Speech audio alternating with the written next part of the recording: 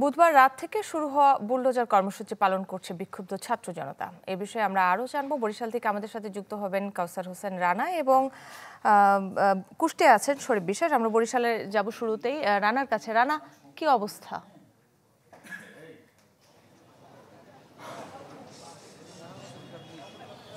হ্যাঁ কাকলি, রাত 12:30 থেকে বরিশালে শুরু হয়েছে। প্রথমে মহানগর আওয়ামী লীগের সাধারণ সম্পাদক সাবেক মেয়র শ্রীনিবাস সাদিক আবদুল্লার বাসভবনে বুলডোজার দিয়ে ভাঙচুর করে বিক্ষুব্ধ ছাত্র জনতা, এবং তারপরে রাত্র 1:30টার পরে 2টোর দিকে বরিশালের আরেক আওয়ামী লীগের কেন্দ্রীয় আওয়ামী লীগের শীর্ষ পর্যায়ের নেতা, আওয়ামী লীগের উপদেষ্টা পরিষদের সদস্য সাবেক মন্ত্রী আমির হোসেন আমুর বাসায় ভাঙচুর চালায় বুলডোজার দিয়ে। এখনও সেখানে উৎসুক মানুষ রয়েছে। বিভিন্ন জায়গা থেকে অনেক মানুষজন ভিতরে এসে ভাঙচুর চালাচ্ছে, এরকমটি রয়েছে। যদিও তারা বিক্ষুব্ধ জনতার অংশ বলে মনে হচ্ছে না, তবে নানান মানুষজন কিন্তু আসছে এখান থেকে ভিতরে ভাঙচুর করছে। এখন এই যে দেখতে পাচ্ছেন যে আমির হোসেন আমুর যে ঘরের পৈতৃক নিবাস যেটি ছিল, এটি হচ্ছে একটি টিনের ঘর, এবং এর পাশে 500 সম আরও 2টি ঘর তৈরি করা হয়েছে। সেই ঘর সহ সবগুলোতে ভাঙচুর চালানো হয়েছে এবং বুলডোজার দিয়ে এই এগুলো ভাঙচুর করা হয়, এবং বাড়ির সামনে যে আসবাবপত্র যেগুলো ছিল সেগুলোকে এনে এখানে আগুনে পুড়িয়ে দেওয়া হয়। আমরা এখানে এসে দেখতে পেয়েছি যে এখানে যে সব আসবাবপত্র ছিল সেই আসবাবপত্রগুলো তারা সব শেষ করে দিয়ে অনেকেই নিয়ে গিয়েছে, এবং অনেক কিছু এখান থেকে সরিয়ে ফেলা হয়েছে।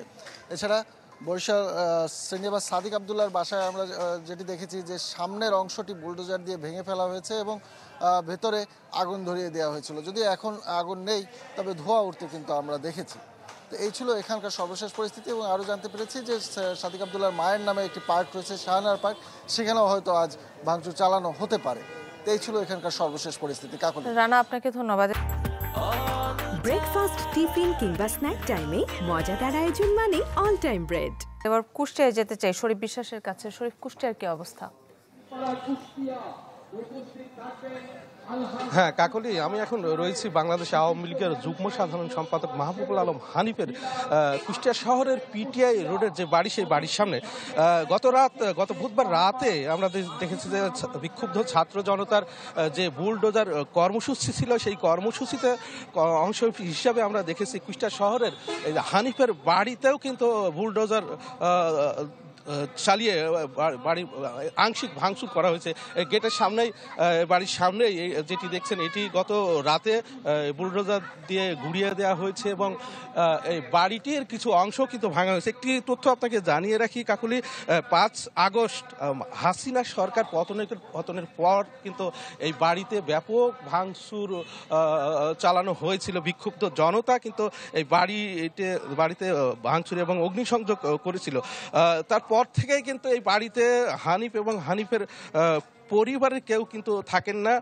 বাড়িটি একটা ধ্বংসস্তূপে কিন্তু পরিণত হয়েছিল। এবং গতকাল রাতে যখন সারা দেশব্যাপী যে বুলডোজার কর্মসূচি দিয়েছিল ছাত্র জনতা, তারই অংশ হিসেবে আমরা দেখেছি রাত 10টার সময় বুলডোজার দিয়ে বিক্ষুব্ধ হাজারো ছাত্র জনতা কিন্তু এই বাড়ির সামনে উপস্থিত হন এবং এই বাড়িটির সামনের অংশ, অর্থাৎ যে প্রধান যে ফটকের সামনে যে মূল যে গেট, সেই গেট কিন্তু ভেঙে গুড়িয়ে দেওয়া হয়। এবং আরেকটি তথ্য আপনাকে জানিয়ে রাখি কাকলে, এর সাথে আমরা দেখেছি কুষ্টিয়া সদর উপজেলা যুবলীগের নেতা আবু তয়েব বাদশার বাড়ি কিন্তু রাতে ভাঙচুর চালানো হয়েছিল।